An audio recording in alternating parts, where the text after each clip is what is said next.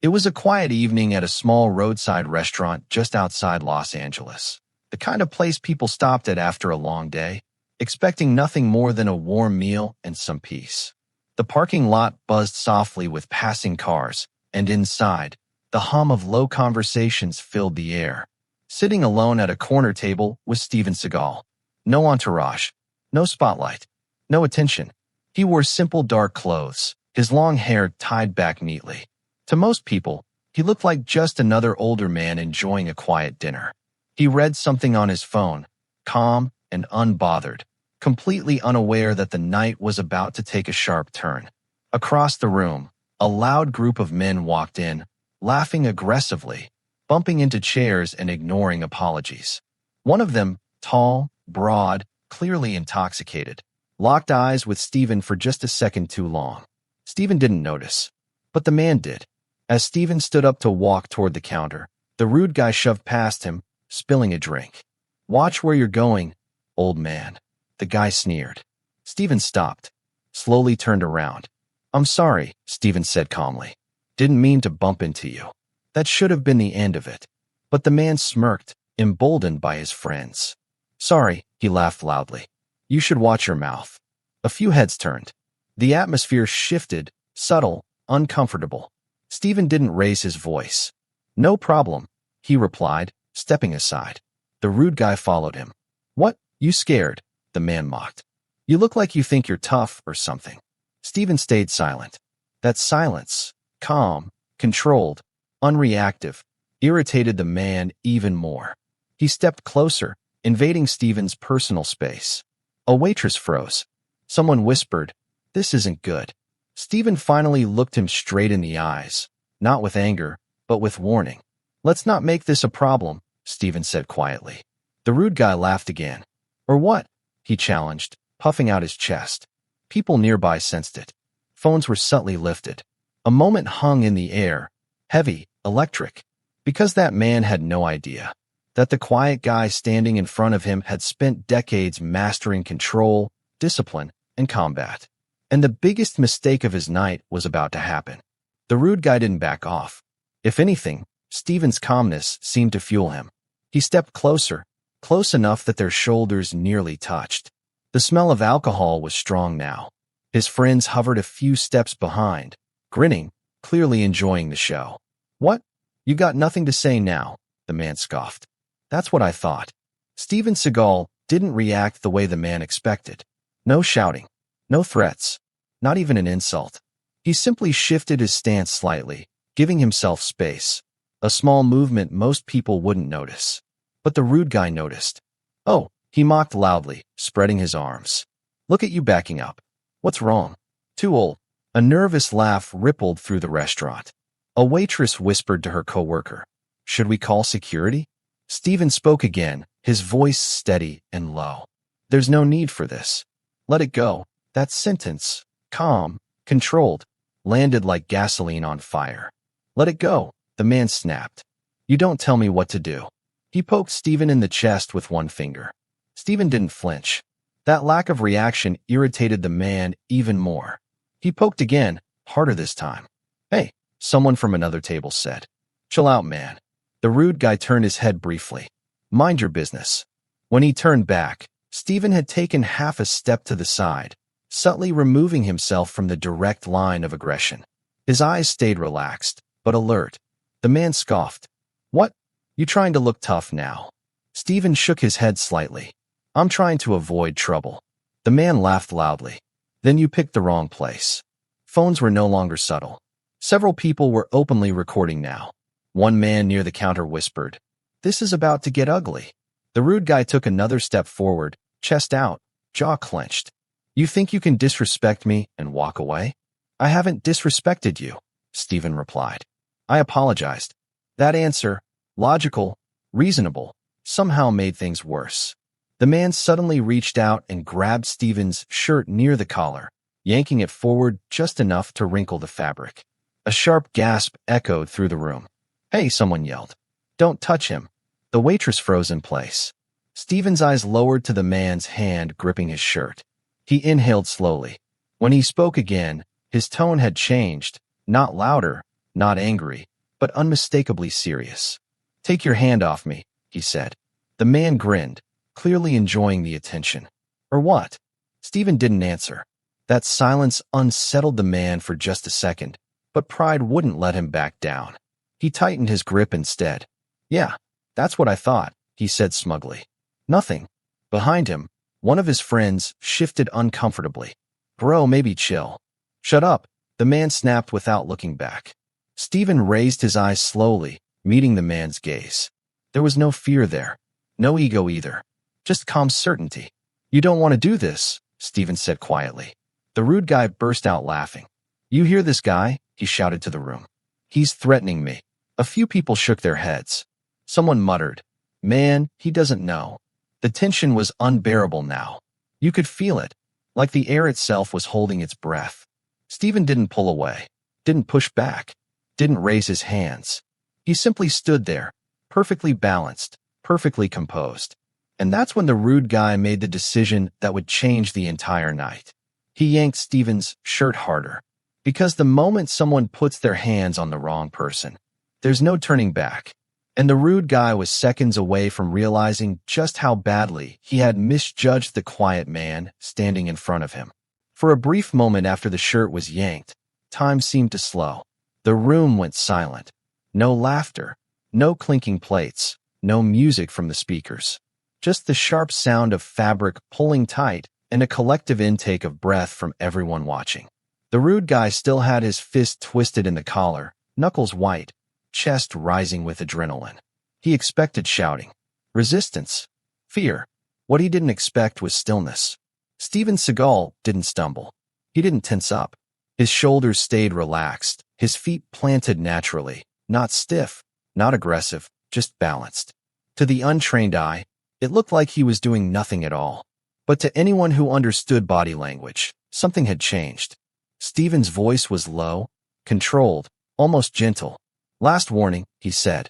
"Let go." The rude guy scoffed. "Or what, Grandpa?" He shoved Steven once more, harder this time, trying to provoke a reaction, something he could laugh at, something his friends could cheer. Instead, Steven exhaled slowly. That exhale mattered. In one smooth motion, Steven rotated his shoulder just enough to loosen the grip, not ripping free, not fighting back, simply creating space. The rude guy stumbled half a step forward, surprised.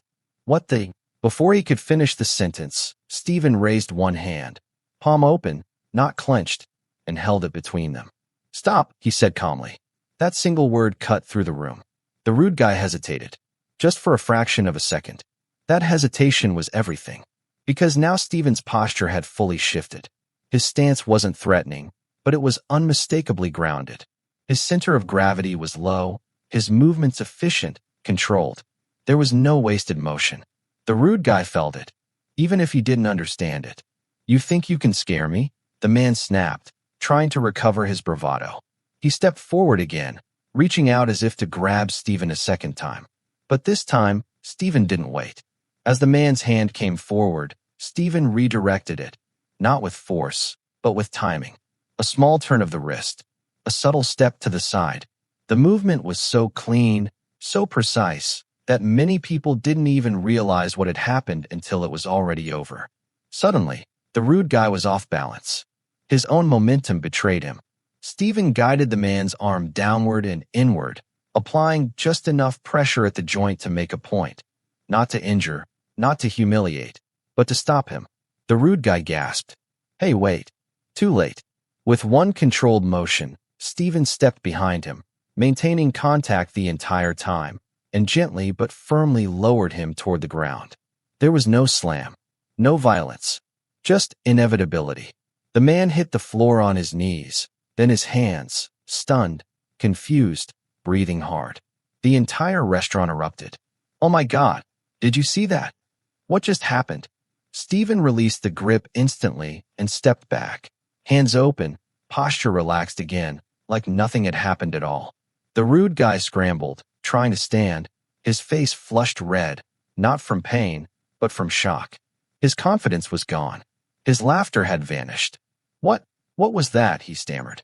Steven looked down at him calmly. "I asked you to let go." Security finally rushed in from the back, eyes wide. "Everyone okay here?" Steven nodded once. "I'm fine." All eyes turned to the rude guy, who now looked smaller somehow, deflated. His friends didn't laugh anymore. One of them avoided eye contact entirely. The man opened his mouth as if to argue, then stopped. For the first time that night, he was quiet. Steven adjusted his shirt calmly, smoothing the fabric the man had wrinkled. "Respect matters," Steven said, not loudly, not angrily, just clearly enough for everyone to hear. "You don't know who someone is, and you don't know what they're capable of."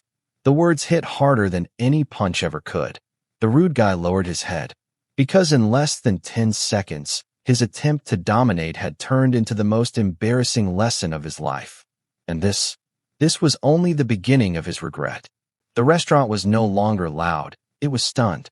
People stood frozen, phones held midair, eyes darting between the man on the floor and the calm figure standing a few steps away from him. No one had expected that outcome. There had been no wild punches, no shouting, no chaos. Just control. The rude guy slowly pushed himself up from the floor, his movements hesitant now. His confidence had evaporated completely. He looked around as if trying to understand how he'd ended up there without being attacked at all. "What the hell was that?" he muttered, more to himself than anyone else. A few people exchanged looks. One older man near the window leaned toward his friend and whispered, "That wasn't luck." Steven Seagal stood quietly, hands relaxed at his sides, breathing steady. His posture had returned to neutral, no threat, no dominance. If someone walked in at that moment, they might assume nothing had happened. But everyone in that room knew better. Security kept their distance, unsure whether to intervene or not. One guard whispered into his radio, "Situation looks handled." The rude guy straightened up fully now, rubbing his wrist subconsciously. His face had lost its aggressive edge, replaced with confusion and something dangerously close to fear. "You think you're funny?" he tried, forcing a weak laugh. "You got lucky." Steven didn't respond immediately. He took one slow step back, giving the man space, a clear signal that he wasn't looking for more confrontation. His voice, when he finally spoke, was calm and measured. "No," he said. "I was being patient." That sentence landed harder than the takedown. The man swallowed. Across the room, a woman lowered her phone slightly and squinted. "Wait," she whispered to the person next to her. "That guy, he looks really familiar." Her friend leaned forward, eyes narrowing. "Yeah, I was thinking the same thing." Steven turned slightly, reaching for his jacket, as if preparing to leave. He wasn't trying to draw attention. If anything, he seemed ready to disappear back into anonymity. But the whispers had already started. "That hair, that voice. Isn't that?" "No way." A young guy near the counter gasped softly. "Bro, that's Steven Seagal." The name moved through the room like a spark. Steven Seagal? The actor? The martial artist? The rude guy's head snapped up. What? People were now openly staring at Steven, not with fear, but recognition. Phones tilted again, zooming in. Steven closed his eyes briefly, almost tired. Not annoyed, just resigned. "Yes," he said quietly. "That's my name." The rude guy's face drained of color. He looked at Steven again, really looked this time. The calm, the posture, the effortless control. Suddenly, everything made sense. You're that guy from the movies," he stammered. Steven didn't correct him. "I'm just someone who asked you to let go." The man opened his mouth, then closed it again. For the first time that night, he had nothing to say. The crowd buzzed now, not with excitement, but realization. "He could have seriously hurt him," someone whispered. "But he didn't. That's discipline." Security finally stepped forward, but Steven raised a hand gently. "It's done," he said. "No one's hurt." The rude guy shifted awkwardly, his bravado completely gone. I didn't know," he muttered. Steven met his eyes. "That's the point." Silence fell again, but this time it wasn't tense. It was reflective. "Comment, Seagal." Steven turned toward the exit, ready to leave the scene behind. But for the man who had grabbed his shirt, the lesson had only just begun. The rude guy stood there, frozen. Just moments ago, he had been loud, dominant, convinced he owned the room. Now, With dozens of eyes on him and his ego shattered, he didn't know what to do next. His friends avoided eye contact. One of them shifted backward, already distancing himself from the situation. I didn't know, the man said again, quieter this time. I swear. Steven didn't respond immediately. He picked up his jacket slowly, deliberately, not rushed, not dramatic. The tension in the room had changed. This wasn't about fear anymore. It was about consequence. You didn't know? Steven repeated calmly. And that's why this happened. The man frowned, confused. What's that supposed to mean? It means, Steven said, meeting his eyes, you judged first. You touched someone without thinking. You wanted to dominate instead of understand. The words cut deep. The rude guy clenched his jaw, embarrassed. I was just messing around. No, Steven replied. You weren't. That was the moment it truly sank in. The man's shoulders dropped slightly. His voice lost its edge completely. I didn't mean it like that. A woman from the crowd spoke up. You grabbed him. That's not messing around. Someone else added. You were looking for a fight. The rude guy turned toward them, but then stopped. He knew they were right. Security finally stepped in fully now. Sir, one guard said to the rude guy. We're going to need you to step outside. The man nodded quickly. Yeah, okay. As he turned to leave, something strange happened. He hesitated. Then, slowly, he turned back toward Steven. I'm sorry, he said. Not loudly. Not for show. I shouldn't have touched you. Or talked to you like that. The room went quiet again. Steven studied him for a moment. Not with judgment, but with clarity. He could tell the difference between fake apologies and real ones. Apology accepted, Steven said. But remember this feeling. The man swallowed. I will. Security escorted him toward the exit. His friends followed silently, none of them laughing anymore. As the door closed behind them, a breath the room didn't realize it was holding finally released. People began talking again, but softly now. That was unreal. He could have destroyed him, but he didn't. That's real strength. Steven pulled his jacket on and nodded politely to the staff. Sorry for the disturbance. The waitress shook her head. No, thank you for staying calm. Steven gave a small smile. Calm is a choice. As he walked toward the exit, several people stepped aside instinctively, not out of fear, but respect. Outside, the rude guy stood near the curb, head down, rubbing his wrist again. He looked up as Steven passed. Hey, he said quietly. Steven stopped. I meant what I said. I really am sorry. Steven nodded once. Then learn from it. The man watched him walk away, realization heavy in his chest. Because in one humiliating moment, he had learned a lesson that would stay with him forever. Respect isn't about who's stronger. It's about knowing when you're wrong. And grabbing the wrong person's shirt had just cost him his pride. Outside the restaurant, the night air felt heavier than before. The rude guy stood under a flickering streetlight, hands shoved deep into his pockets, replaying the moment over and over in his head. The grip, the warning, the sudden loss of balance, the humiliation. Behind him, the restaurant door opened again. Two people stepped out, phones still in their hands, excitement buzzing through their voices. That was definitely Steven Seagal, one of them said. I mean, it had to be. No question, the other replied. Did you see how controlled that was? That wasn't acting. The rude guy's stomach dropped. He turned slowly. You're serious? They nodded. You didn't know? His mouth went dry. Steven Seagal. Not just some random older guy. Not just someone from the movies. A martial artist. A legend. Someone who could have hurt him badly, but chose not to. The realization hit him harder than the takedown. Inside the restaurant, the energy had shifted completely. What had started as shock was now admiration. People rewatched their recordings, pointing out details they'd missed the first time. Look at this part, someone said. He doesn't even use force. Yeah, another replied. That's real skill. Anyone can throw punches. This was control. A manager approached Steven near the exit. Sir, are you sure you're okay? We can call the police if you want. Steven shook his head. No need. It's finished. But he assaulted you, the manager insisted. Steven's voice stayed calm. He made a mistake. He apologized. That's enough. That answer alone earned another wave of quiet respect. Outside, The rude guy watched Steven through the glass for a moment. Then, before he could lose his nerve, he stepped back toward the door.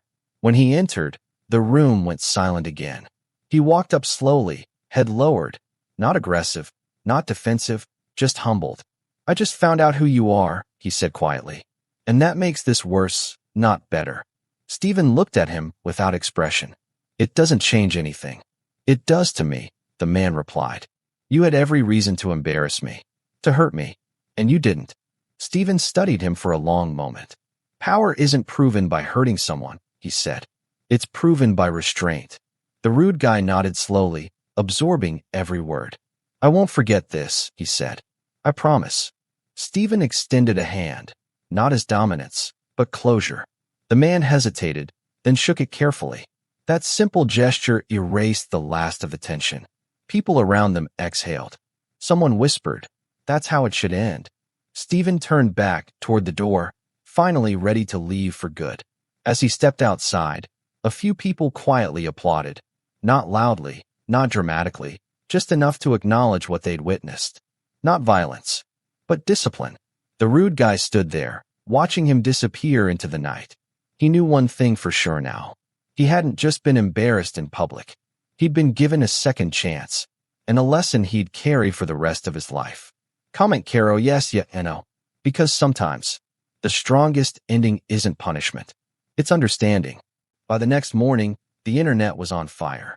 Clips from inside the restaurant had spread across social media overnight, reposted, slowed down, zoomed in, analyzed from every angle. People weren't sharing it because it was violent. They were sharing it because it wasn't. One video caption read, "This is what real strength looks like." Another said, "He could have ended him, but chose restraint." Millions of views poured in within hours.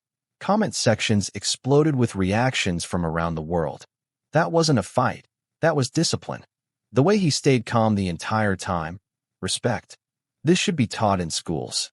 People noticed the smallest details, how the movement was minimal, how there was no anger in his face, how the situation ended without anyone being seriously hurt. Inside the restaurant, staff replayed the moment again and again. "I've never seen anything like that," the waitress said. "No yelling, no ego, just control." The manager nodded. "Most people think strength is loud. That proved it's quiet." Meanwhile, across town, the rude guy sat alone in his apartment, scrolling through the same videos, this time with a very different feeling. There he was, not as a tough guy, not as someone in control, but as a cautionary example. At first, embarrassment burned in his chest. But as he kept reading comments, something shifted. People weren't attacking him the way he expected. Many were saying things like, "Glad he apologized. Looks like he learned something. Could have ended much worse." For the first time, he understood the weight of what had happened. He hadn't just been stopped. He had been spared.